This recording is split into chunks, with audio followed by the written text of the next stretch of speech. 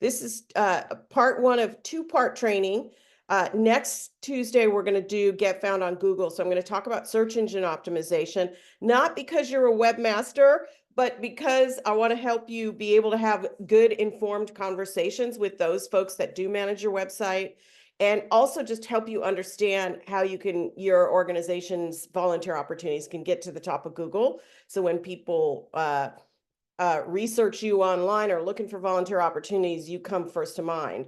But today I want to talk about today's volunteer recruitment and what we're learning from our volunteer management progress report. What are uh, uh,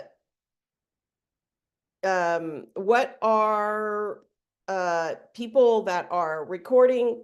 I'm sorry, I got somebody wanted to record the session and it popped up in the middle of my screen. Brittany, you'll have to, I think I allowed that, so you'll have to check that out and see what's going on there. So let me get back to what I'm doing. So what I want to talk about is what we learned from our volunteer management progress report. Also want to talk about what are the key takeaways and what's happening in the world right now that might be a challenge to us when it comes to volunteer recruitment and marketing in general. It is a challenging time in the world of marketing for pretty much everybody. So I just want to make sure that you're not feeling bad if you're struggling with volunteer recruitment at the moment, because there's a fair amount of challenge out there. So I want you to understand it so that you can make informed decisions, because as marketers, we all know that the world of marketing, the world that we use, the tools that we use are constantly evolving. Our audience's expectations are constantly changing, and we need to keep up. It's just how it is. Whatever worked even 3 years ago isn't working now. And so we've got to start to shift and have a mindset that that is just the way we do when we do marketing. So if you haven't heard of me, I'm Toby Johnson. I'm, as I said, the founder and president of Volunteer Pro and Toby Johnson and Associates. We, every year for 10 years now, we have created and distributed the Volunteer Management Progress Report survey. This year was our recruitment edition, so I have lots of good data to share with you. Our insights are absolutely based on what are common practices in the field right now. And we want to make sure that you're able to pivot where you need to pivot. I'm also the host of the Volunteer Nation podcast.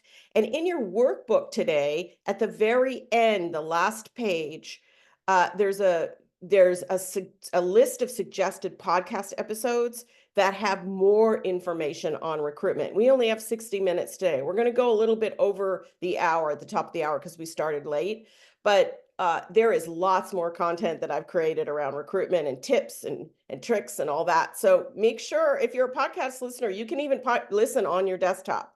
So you don't have to have access to a podcast player if you don't usually listen to podcasts, but they're great trainings really on how to do recruitment. You can also grab your free copy of the Volunteer Management Progress Report by scanning that, or just going to volpro.net, volpro.net, and just clicking on the research tab and just order up your copy of the Volunteer Management Progress Report. It's like 40 some pages of goodness. So it'll really help you. So let's talk about what we're going to do today. We're going to explore what the research says about community interest in volunteerism. Do people care anymore? I hear lots of conversation around this, but I want to give some data-backed insights.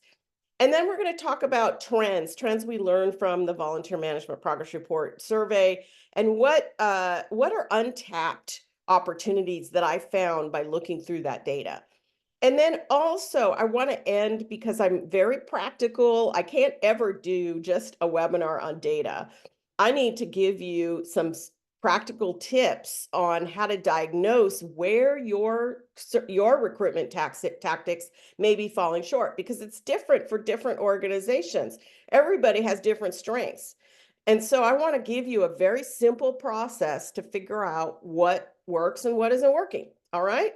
How's that sound, everybody? Give me a thumbs up in the chat if that sounds like something you can get your hands around, get your arms around, and learn from. Just give me a thumbs up or whatever emoji you want to use. and then we will keep going. All right. Thank you. Thanks, Eric. Okay. So I have not, despite people's challenges recruiting volunteers, I have not given up on volunteerism. The volunteerism is one of the main things that changes things in society. Many nonprofits were built by volunteers, many movements are led by volunteers, many direct service, neighbors helping neighbors all the way through informal volunteering was something through the pandemic. You all know in Florida that when natural disasters happen, there is a lot of both formal and informal volunteering going on. So volunteering makes the world go round. So I haven't given up on it one bit, because it will happen whether our organizations organize it or not. Human beings have a compassion gene. So let's look at whether or not people care about volunteering.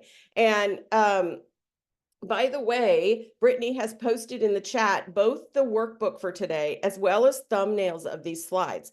So don't worry about scratching down notes. It's all in there. And the workbook you can take, there's a bonus section even on how to write messaging. So there's a lot in there, a lot of value for you to take and move forward with. But let's look into is there a public appetite for volunteering?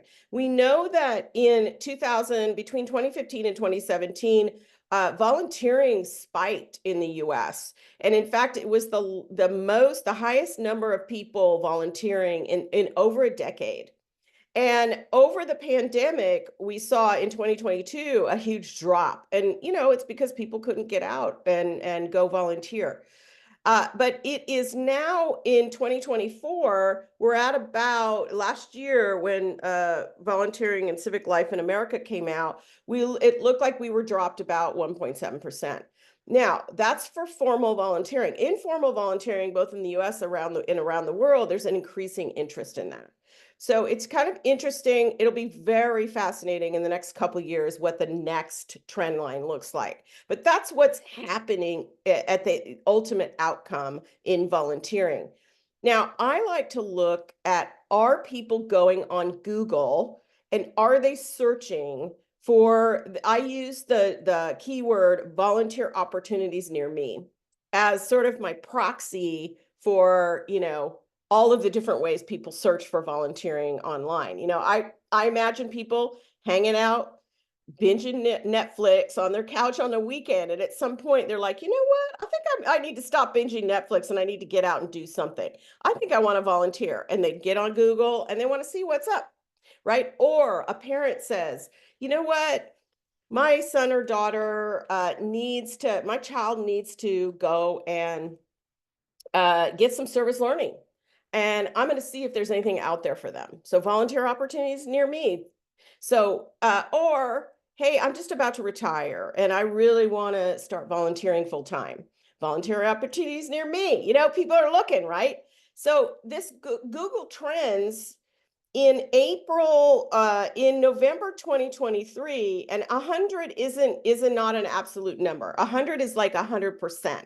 So that number means that was the top moment in time in November 2023 where people were searching for volunteer opportunities using that keyword, volunteer opportunities near me, in November 2023. And I've noticed when I look at the data, every November it spikes. And you know why that is, because it's the holidays and everybody wants to get out and volunteer. So November is a really good time to have volunteer opportunities, like one-day events, short events, and then talk to people about how they can continue to support you. But here we are in last month in April 2025, and you can see how between November 2023 in last winter, you can see those two spikes, but now we're dropped down a little bit. So people are absolutely not searching as much using that particular search term. Now, they could be searching volunteer opportunities in Florida, or they could be, searching volunteer opportunities in Naples. People can be searching other ways, but there has been a dip both in volunteer opportunities that are searched through Google and also volunteering rates in the US. So this means we have to work harder at our marketing. Now, could be, people are recovering from a pandemic. So I always ask myself, why is this dip happening? And we can make lots of assumptions. We can say, oh, the community doesn't care anymore, or people are lazy, or people are flaky, all that. And I don't like those answers, because I don't think they really help us.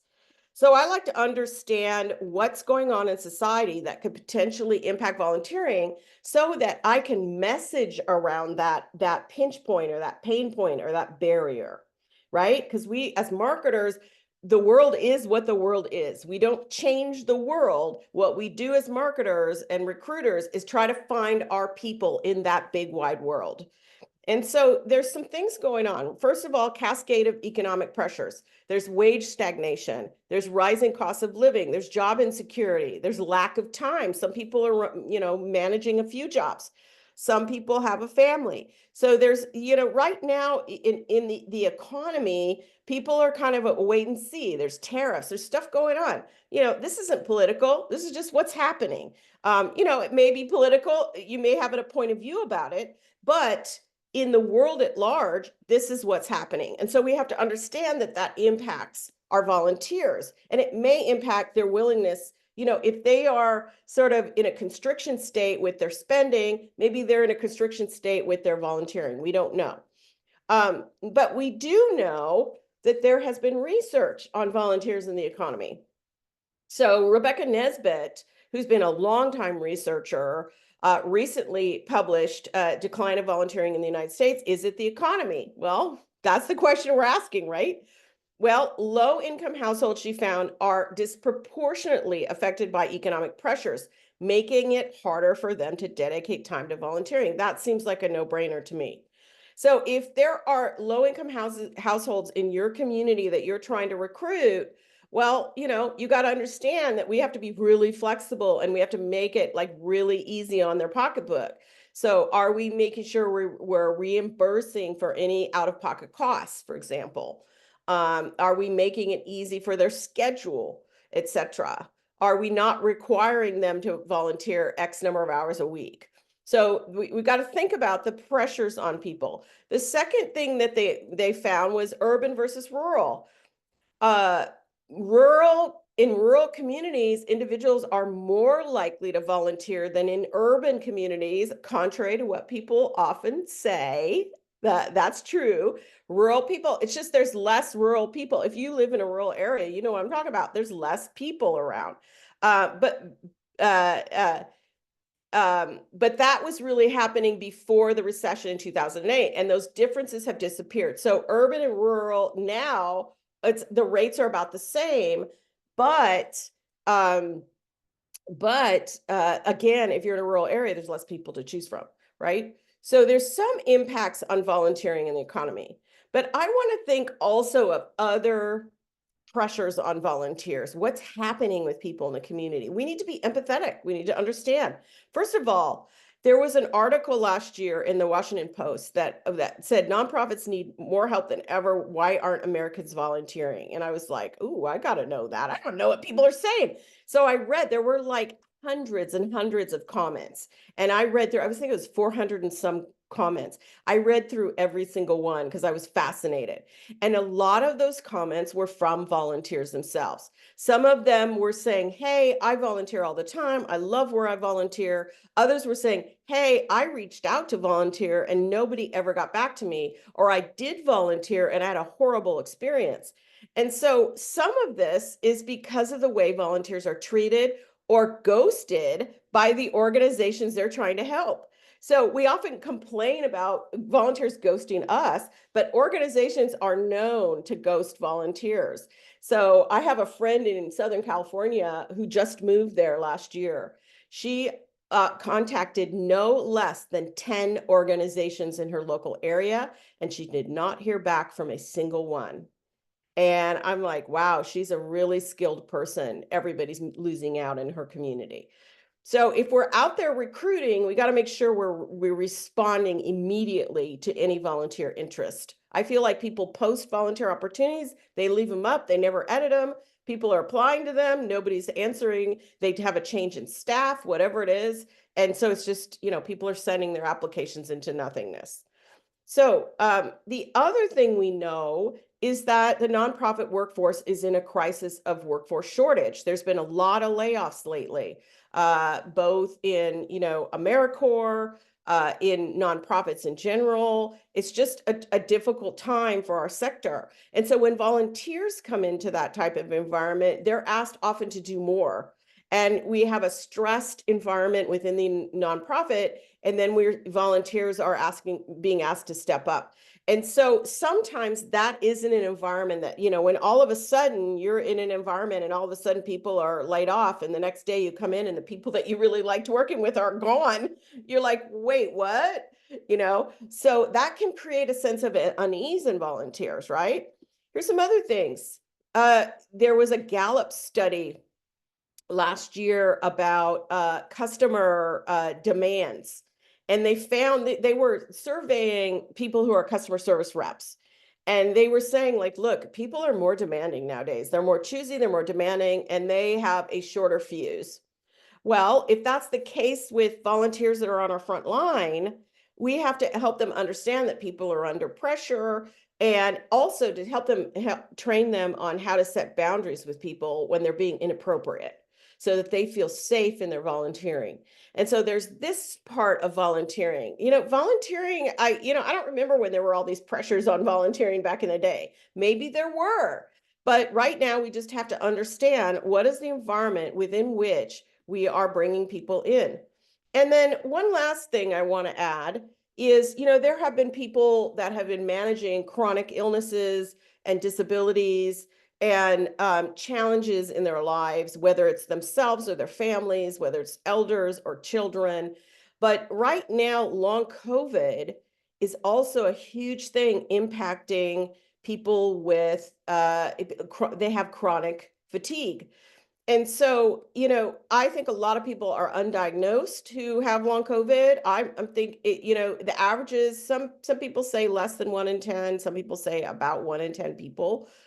And so in long COVID, there's also other chronic diseases that folks have that are post-viral, that people are very fatigued. So, sometimes people are fatigued because they're burned out. Sometimes people are fatigued because they have long COVID. Sometimes they know it, sometimes they don't know it. And so there's no denying that there's a large number of people that are feeling pretty crispy right now. So that's another thing. Your volunteers aren't, immune from illness and feeling fatigued. So these are the changes that, and we're still dealing with COVID and all the other diseases that are around, the viral diseases, pretty pernicious flus and etc. So we also have to understand that there's an environment that, may make it hard for people to show up in a way that they'd like. And so those are things that are changing for volunteers in the context of society. So in order for a volunteer to spend their time, it really, really now more than ever has to be worth their time. For them to get through all of these other stressors and make it to your brick and mortar or online or at your site and help out, we've got to make sure it is absolutely an exceptional experience, an experience that is, that is a relief for them, an experience that makes them feel joyful, an experience that makes them feel whole, an experience that makes them feel welcomed. Because it is absolutely, we're at that point where if volunteering feels harder than regular life, no one will do it. No one will do it. And sometimes our application processes give people the impression that their volunteering is going to be really complicated because the application process is complicated. Which, gang, and I know some of you don't have control over that, but it's worth starting to advocate. How can we streamline? How can we streamline? All right, let's talk about trends in volunteer involvement. And by the way, as we go through, just jot down any question Brooke says, we definitely feel it in November. Everyone wants to do Thanksgiving at the soup kitchen. So if you know that, get prepared for alternatives. If you can't book everybody for that, start booking people for prep work ahead of time. Start off figuring out other episodic opportunities, and then figure out how you can convert people to longer term volunteers. It's not always going to work, but if you know that's going to happen every Thanksgiving, then maybe it's time to figure out a strategy around that. All right, let's talk recruitment challenges. And by the way, if questions come up, go ahead and post them in the chat. We'll go back through, Brittany will help me go back through and try to figure out where there are questions, and we will do some Q&A at the end, okay? So let's talk about the challenges. What are the top challenges? Well, it's recruitment. The only year, this is from our volunteer management progress report. We ask a question that says and we have asked the same question as one of our questions in our survey. We ask some different questions every year, but every year we ask, what's your biggest challenge? What's your biggest challenge engaging volunteers? And tell us in as many words as possible. And we go through and hand code every single response. And recruitment is the #1 response every year, except in 2021, when we were kind of in the midst of the pandemic. It was supervision, because people were trying to figure out how to supervise people online. But for the rest of the time, recruitment. Now, last year, recruitment was 31%, and the year before, 33% of our respondents thought recruitment was their biggest challenge. Last year, the survey was taken in the fall, and the report comes out in January. So it's the 2025 report, and 26%. So it's gone down a little bit. So it may be getting a little easier out there. We also asked, what's volunteer capacity look like at your organization? To what extent are your roles filled? And we found that most people, it's a moderate, like, well, we're doing all right. We had some, 14% that had limited, and some people didn't know at all. In last year's report, 12.2%, or last year, as in 2024, last year, 12.2% reported all roles filled. This year was 12.2, and this year it was 12.4. So it's going up a little bit, volunteer capacity as well. We also asked, what's your success in meeting your recruitment goals? And folks rated themselves as a 3.3 star. And this should, so 3.3 stars out of 5. So that's not too bad. That's not too bad. And I don't know why this is 3.3 stars. Okay. So that's not bad. It's sort of a medium. But here's where it gets really interesting to me. Recruitment success, I did what's called a crosstab. So I compared recruitment success by volunteers' capacity. So if people were successful in recruiting, were they meeting capacity? So if you look on the left-hand side, how are they rating their recruitment success? A 1 through 5. 5 is very successful. You can see that their volunteer capacity goes up as well. So as they are successful with recruitment, they are also successful with their volunteer capacity. So that's sort of a no-brainer, right? But in surveying, you got to do these no-brainer ones to validate your data, right? Okay, yeah, okay, we see that. Now, this is what I find really interesting.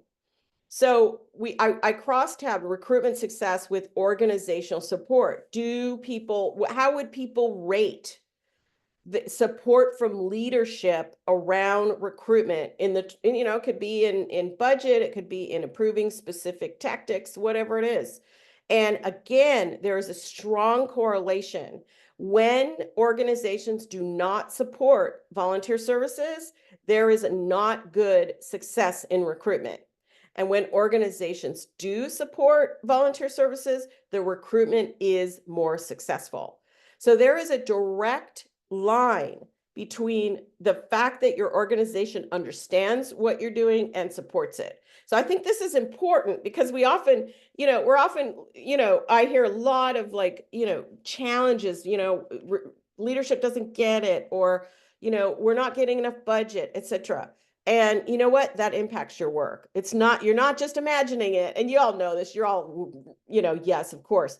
But I think these are things to share with leadership. Like, hey, if you want us to recruit more, you're going to have to support us more, right? So it's important to look at that. Now let's get into tactical things. There are really 7, when people approach recruitment and they've either been doing it the same way forever and it's not working anymore, or they're new to it and they've never really done it before. In either case, we're often stuck kind of, what do I do? What do I do? I'm not even sure what I should do now. I've tried everything, right? Well, there's only a finite set of tactics or channels that you can use, right? So there's your website, there's email, there's social media, in-person events, print media, or online and print media. A lot of newspapers are also online. Media relations and PR, so trying to get the media to cover you, whether it's in a podcast, a blog post, a traditional news story, etc. And then word of mouth marketing. And that's pretty much it. That's really all there is. So when you think about how you're going to approach your recruitment, it's a matter of choosing the right mix of these big 7 marketing channels, right? But folks will ask, which one should I use? And I said, well, it depends. It depends on who you're trying to reach. Because some folks are not going to be on, they're not on your email list. So they're not going to answer your email calls to action. Some people aren't on TikTok, for example. And so going on TikTok isn't going to find those particular people you're looking for. So it really does depend. But when you feel overwhelmed, just look at this slide and say, okay, there's only a discrete number of tactical channels that I can use. It's not anything goes. So I asked also in our volunteer management progress report, what channels are we using in our sector? And I had over 1,000 responses, and referrals and word of mouth, 88.2%. And so if this is, I call this passive recruitment, unless, because we're just waiting for volunteers to be, we are trying to create an exceptional experience so volunteers will share our opportunities. But unless we have a very purposeful word of mouth marketing strategy, and there are word of mouth marketing strategies, if we're just kind of waiting for people to come and talk about us and send their friends to us, then that's really a passive type of recruitment. So we really want, if this is for our organization, the #1 recruitment method, then we need to be very purposeful, much more purposeful about it, and create a marketing campaign around word of mouth. Social media is another one. Social media is challenging because if we're only using organic social media, then those organic posts only see a very small, tiny percentage. Your followers, very few of them actually see your posts. In Facebook, they estimate about less than 5%. Unless your folks, again, unless you have a purposeful campaign where you're asking people to share and like and comment and get that algorithm working for you. Even advertising on social media is not working as well as it used to. I will be fully transparent. I have a Facebook advertising campaign going right now. It's been going for a couple months and it is not working well. And you know what? It used to work fine, right? And so this is what happens. We evolve. So I'm constantly testing different things for my company and figuring out what works. It's just how we have to do nowadays. So volunteer posting websites like Volunteer Florida, lots of folks are using those. I think that's a smart move. It gets you, next week you'll hear why. It helps you with your search engine optimization and getting to the top of Google. Community events and fairs, these work really well if the folks working your table know how to work a table, right? You're not sitting behind the table with your laptop open, like typing all day. You're standing out in front of your table, you're interacting with people, that kind of thing. So I remember, I know what a good tabling looks like because I used to do community organizing. So I know what good tabling looked like and what not so good tabling looks like. Community partnerships, another great way to have people, if the partners are sending you the volunteers that are really appropriate for your nonprofit, then it's a great way to recruit.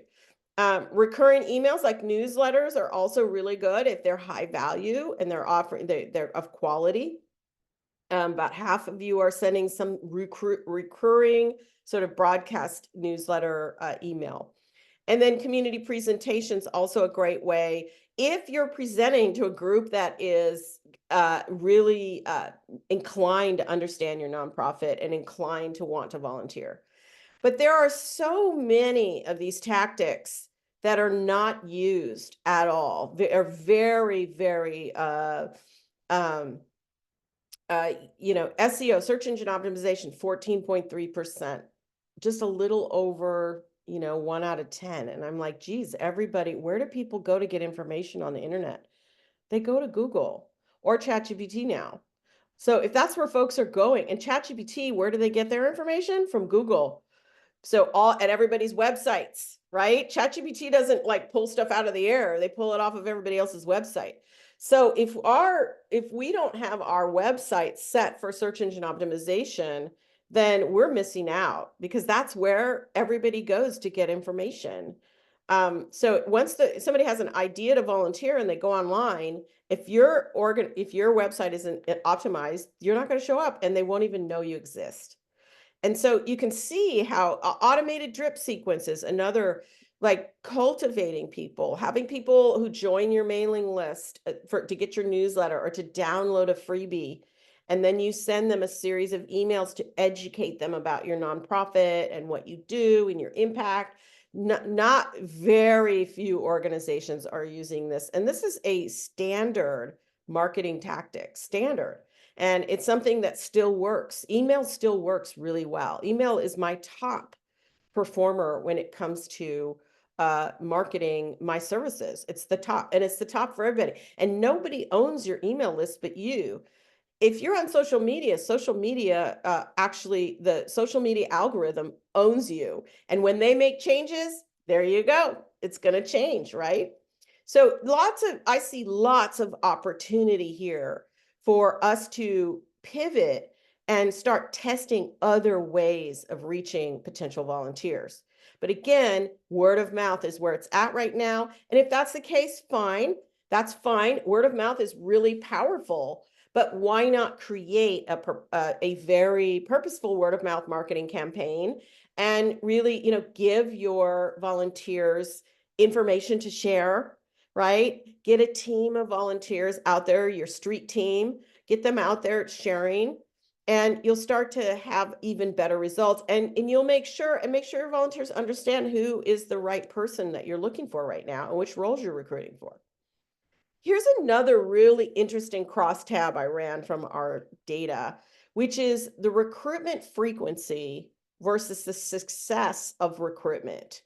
So on the left-hand side, you'll see on the left-hand side, the number one. That number one means that they were not very successful with their recruitment. On the far right-hand side, that bar says, yes, they were very, very successful. They rated their recruitment success as a 5. And then within this, you can see how when people are open. And the question I asked was, what's your recruitment frequency or cadence? How often do you recruit for volunteers? And the options were, well, we're open all year long. We recruit all the time. The second was, we're closed and we do campaigns at specific times of year. And we're variable. It depends on the volunteer role, right? Now, I'm a huge proponent of closed recruitment loops. So doing a recruitment campaign, focusing either on a specific role or on a large group, or on all your volunteer roles, having there be a beginning, a middle, and an end to the campaign, and giving people a deadline. And maybe doing these campaigns once a quarter or twice a year. I used to work for an organization where our volunteer manager did these twice a year. And so she could manage her time. She could recruit, she could train everybody together every 6 months, place them in roles, and then at the end of the 6 months, the volunteers could choose to change roles to stay at, or they could stay in their current role and they had priority, or they could leave and it was okay. And she was this made it really easy for her to manage. And she could, when she's not recruiting, she's spending time on volunteer retention. And so it gave her time to focus. And I just wondered when I did this crosstab, does this recruitment frequency make a difference in how successful people are? And we actually found, if you look at the far right, the people who are the most that reported, the volunteer managers that reported the most success were the most likely to use closed recruitment, to use closed. 15.6, almost 16% rated this as a 5, whereas back in 1, very few people have closed recruitment campaigns. So it's an interesting thing to, we're seeing a little bit of correlation here between folks taking control of their recruitment or just like hustling all the time. Volunteers, if you're asking for volunteers all the time, people just kind of, stop listening to you because your calls to action are like sounding the same over and over again. So it gives more of a cadence and a sort of uh, differentiation of your communications. When you're not recruiting, the communication can be around how great your volunteers are, right? And so people are hearing about volunteerism all the time. They're just hearing different kinds of stories. So it's an interesting thing to think about. How does recruitment cadence and whether or not you have an open or closed recruitment model as to whether or not you're going to have success? So, I was pleasantly surprised with that result because I was like, okay, good. The data's backing me up here. So now, last thing I want to talk about. So I hope this is giving you ideas like, first of all, we talked about what's going on in society and what's impacting people's ability or interest in volunteering. And there are real impacts, but I don't think it means that people don't care, because I know organizations that have no problem recruiting volunteers and have a long wait list. And so there are definitely differences across the board in organizations. Sometimes it's the type of volunteering, but I wouldn't say that all the time. I think it's the way the organization goes about their volunteering. People enjoy themselves. People don't volunteer because they enjoy working for free, even though we as nonprofits often treat them like they are day laborers. We're driving up the truck to the side of the big box store. Anybody come on in? We're going to go take you down to work for the day. That's not why people are volunteering. People are volunteering because they want to change the world. And so our approach, like human resources approach to hiring volunteers, the model of HR volunteerism may not be the right model, because that's not how your volunteers are thinking about volunteering. They're not thinking like, I'm going to go apply for a job where I'm not going to get paid. That's not the model. That's not the paradigm they're coming from. They're saying, I love this type of cause. I want to help puppies and kittens because I love animals. So I'm going to go volunteer at the local animal welfare org. And so I want to change the world. I want to make sure every puppy and kitten gets adopted, right?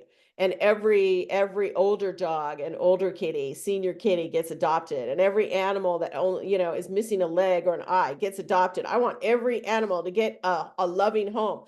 That's what they're about. They're not like, oh, can I go fill out 10 reams of paperwork and then work for free and not get treated that great.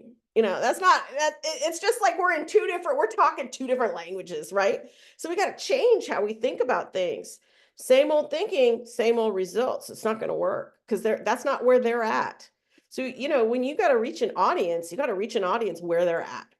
So traditional recruitment, any warm body, AWB, any warm body recruitment. We're just cold calling. We are blasting emails. We are outreaching to service clubs. We're hanging up posters. We're doing word of mouth, all that. And none of those are like completely wrong, but they're not as effective as they used to be. So here's what's effective nowadays in the new school of marketing and recruitment: targeted campaigns to specific people that are most likely to understand what you do and want to help. Not to everybody, not any one body.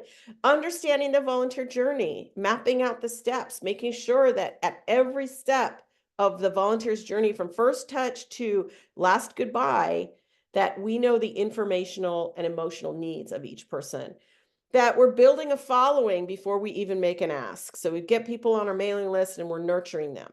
We're automating email series. When somebody joins our mailing list, we're sending them an email series, maybe 6 emails over 2 weeks, where we're just educating them and sharing good news about our org. We're creating strategic partnerships with organizations that even within our community, other volunteer organizations, so we can cross refer volunteers, so that we can also work together, maybe do a coordinated volunteer fair together, do coordinated PR and outreach during volunteer week, all kinds of ways we can work together. Um, uh, Optimizing our web pages to convert. We'll talk about this next week. Social media sharing, but not just blasting, but asking getting our street team together and getting them out there, getting our volunteers to share and comment and like our posts, and making sure our posts are interesting, that they're telling stories. Search engine optimization as well. We'll talk about that next week. Volunteer ambassadors, having a welcome team, having people that really can talk to incoming volunteers about their own experiences and give them really good sage advice, and getting out there. Your best representatives are volunteers themselves. They are the most credible people that can speak for your organization are your volunteers, more than anybody else, even your donors, because your donors don't know your organization to the depth that your volunteers do.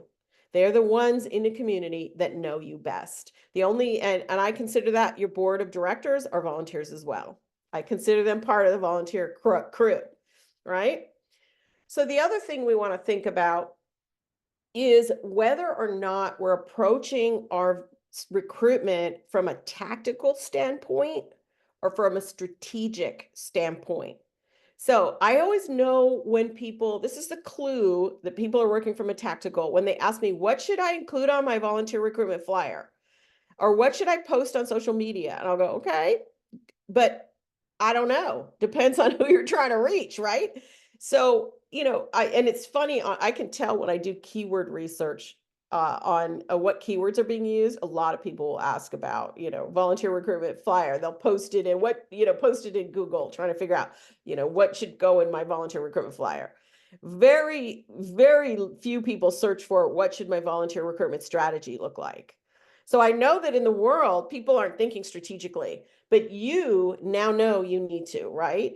So the strategic question when you get out there and start thinking about recruitment is, who is most likely to respond to my appeals, and how can I best communicate and connect with them?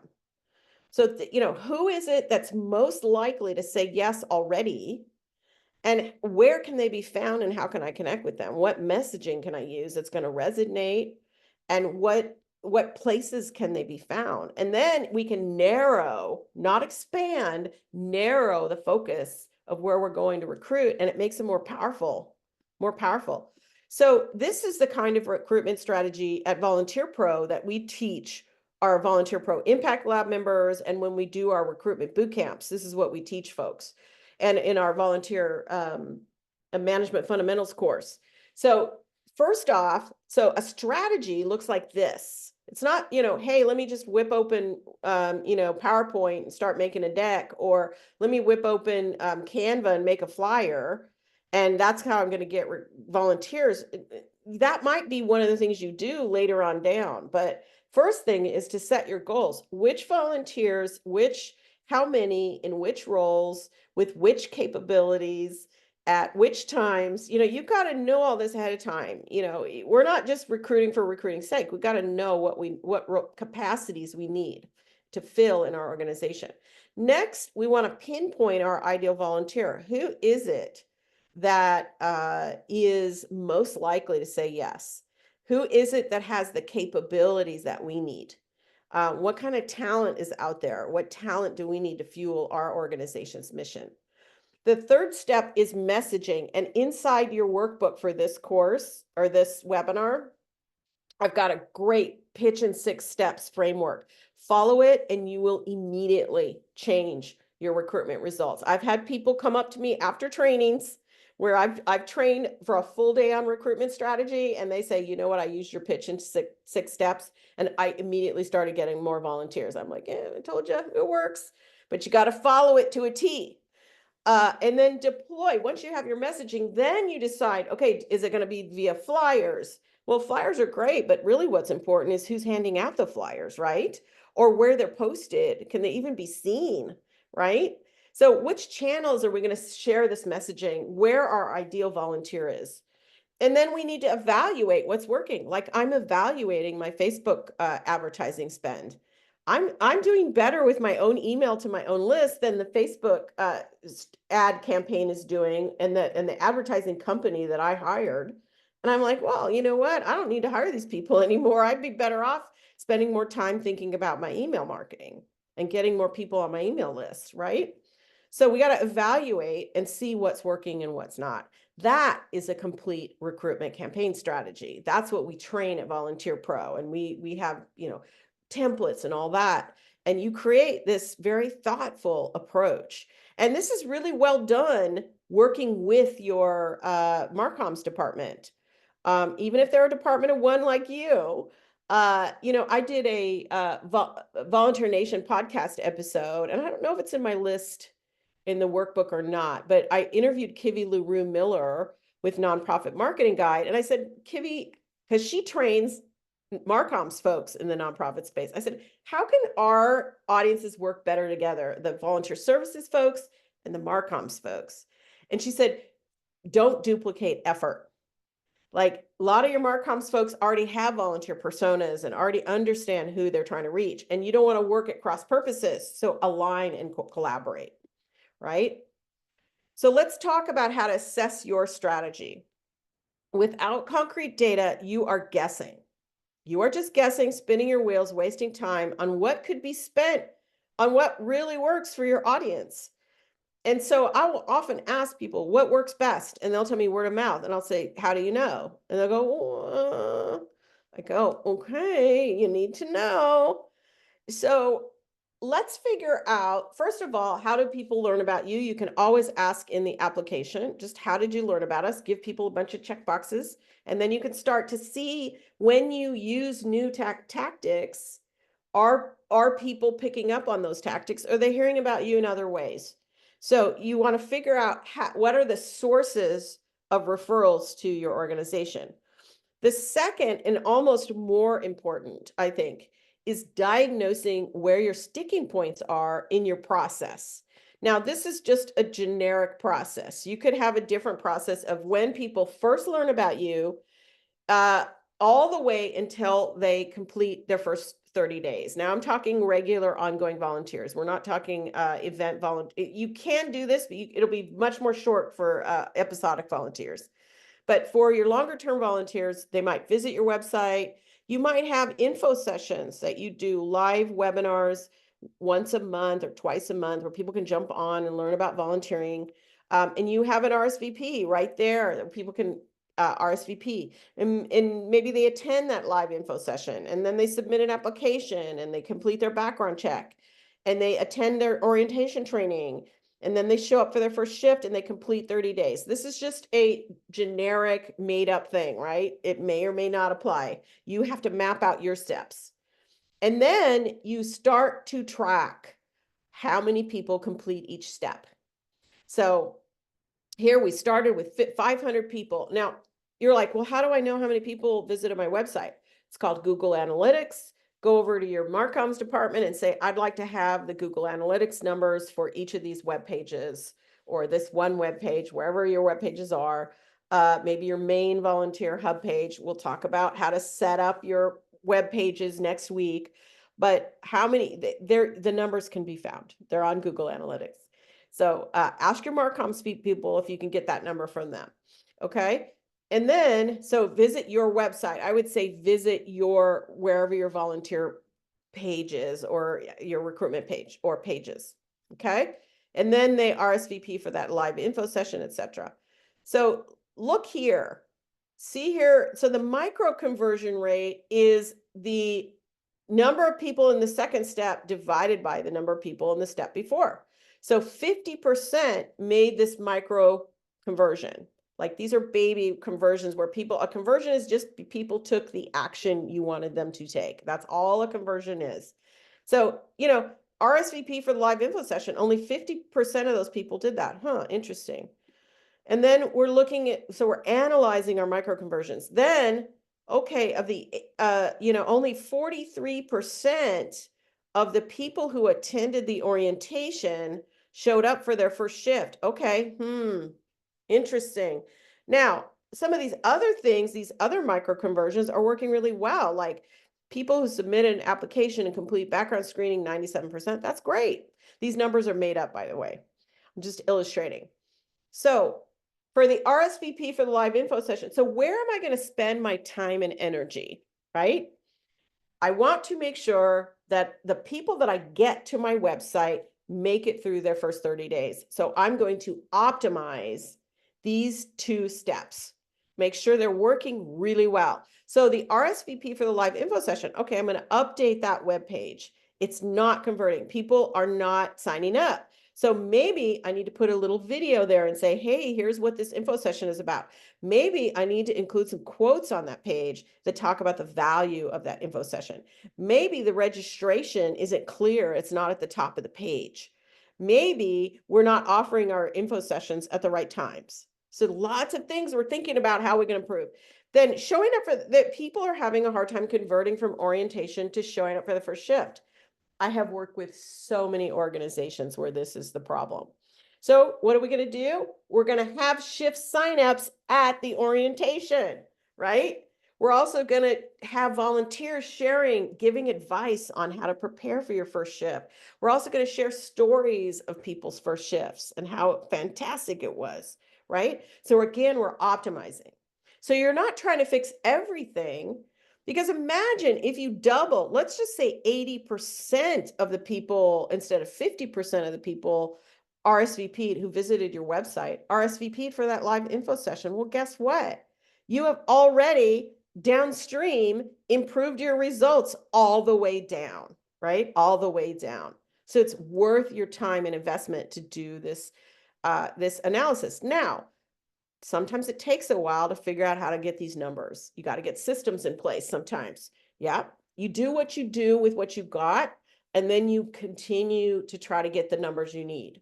Just continue to try to get the numbers that you need. Don't ask for perfection right away. Just keep working on it.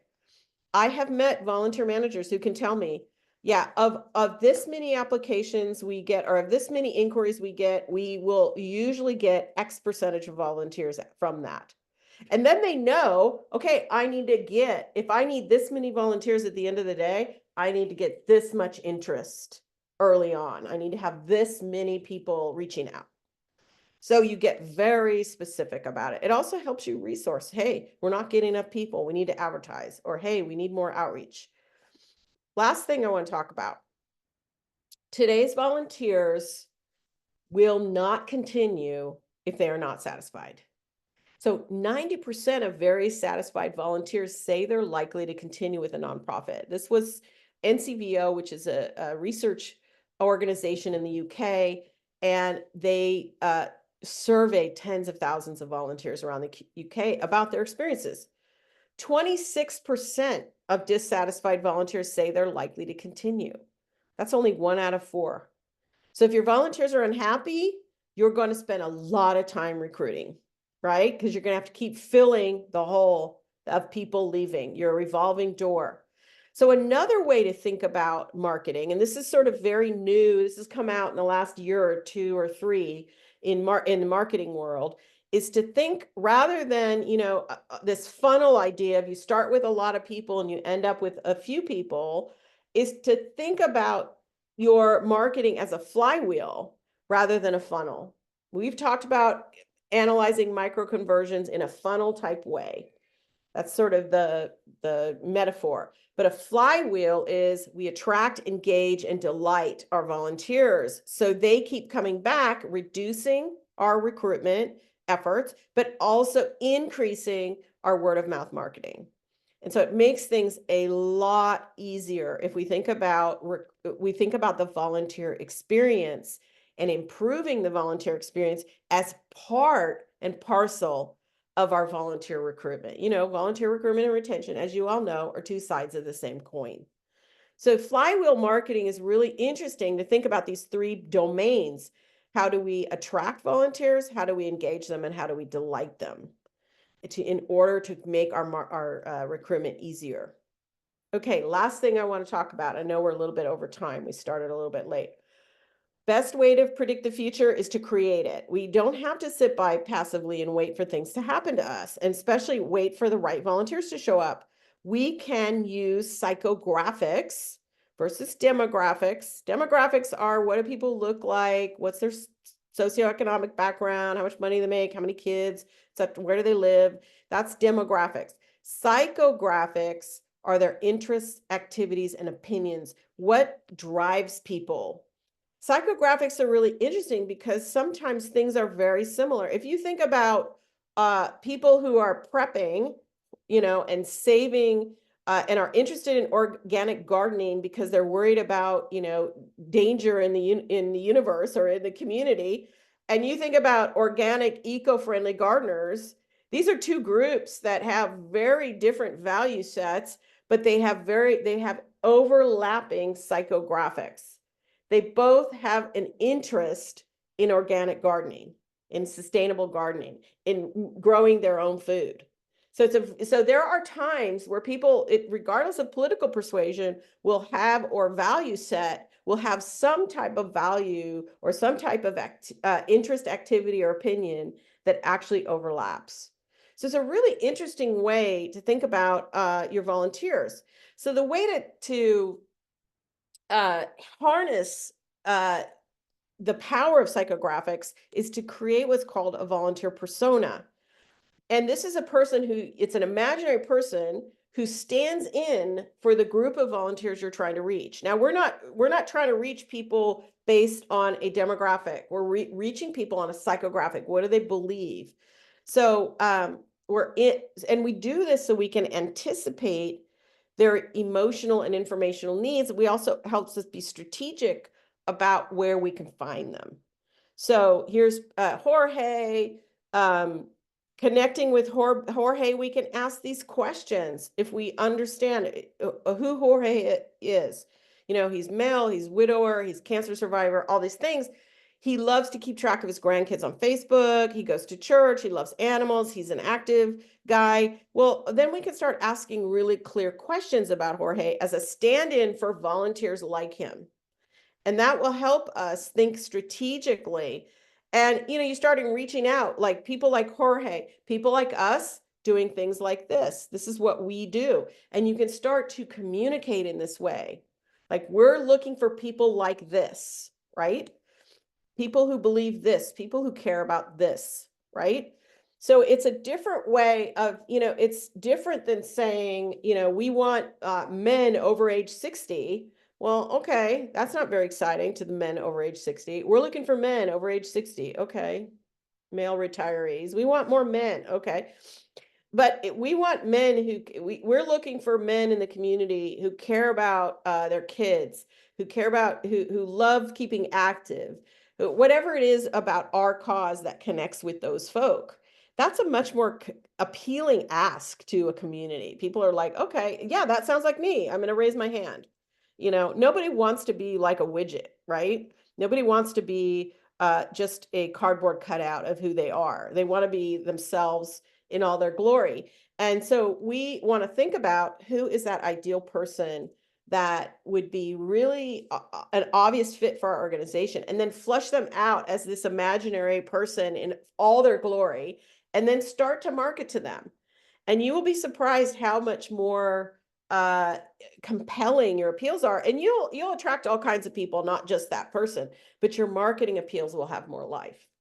All right. So we are about done, but I will stick around for about 5 minutes if anybody has questions. I know some people probably had to jump.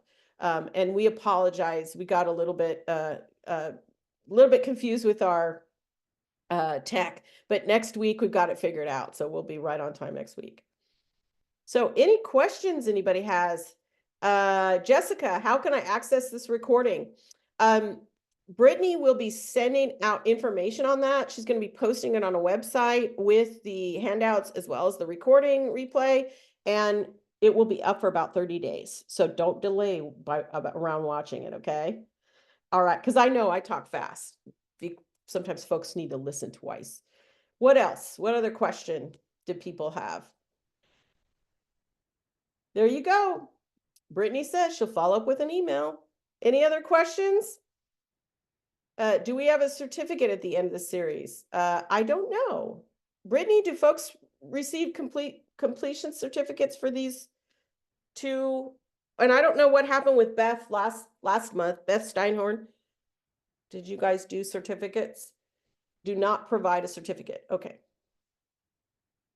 So if you're trying to get CVA hours, you can just write up a quick synopsis of what you learned, which will be easy because you will have the workbook to refer to. So Brooke said, I really like the idea of sharing information of what needs, but in an intentional way. I didn't do think oversaturating on what volunteer needs with what volunteer needs can be damaging. Do you think oversaturating with what volunteer needs? Can you say a little bit more about that, Brooke?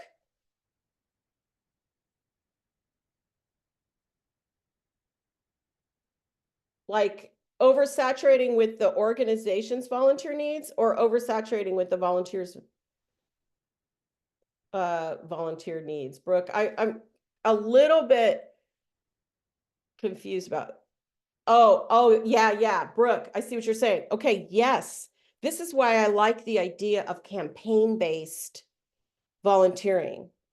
I was working with a very large international organization, and I was doing consulting and coaching with them. And they have a very complicated application process, and they have volunteers recruiters that's all they do. And they asked me, should we be doing this every quarter? And I looked at the intensity of their campaigns every quarter, and I said to them, your people need some wiggle room. I would probably do this 3 times a year. Plus, your followers get tired of hearing you ask. Think about, that advertisement where they talk about going nose blind? Like your house smells like, let's say you have dogs. Your house smells like dog. Everybody who comes to your house knows your house smells like dog, but you're nose blind to it because you're like, no, I don't smell any dog here, right? That's the same thing. Your audience stops seeing, even though they're in your newsletter, they stop seeing these calls to action because that's all you're doing, right? So maybe you only do certain roles at certain times, or maybe you don't recruit in every single newsletter. Yeah. Okay. Martha says she's got to go. So do I. I got a call in 3 minutes. All right, gang. Next week, we're going to talk about search engine optimization. We're going to talk about how to structure your website pages. We're going to talk about how to figure out what keywords people are plugging into Google and how you can get shown at the top. Okay? So I hope that helps. Thanks for joining, everybody.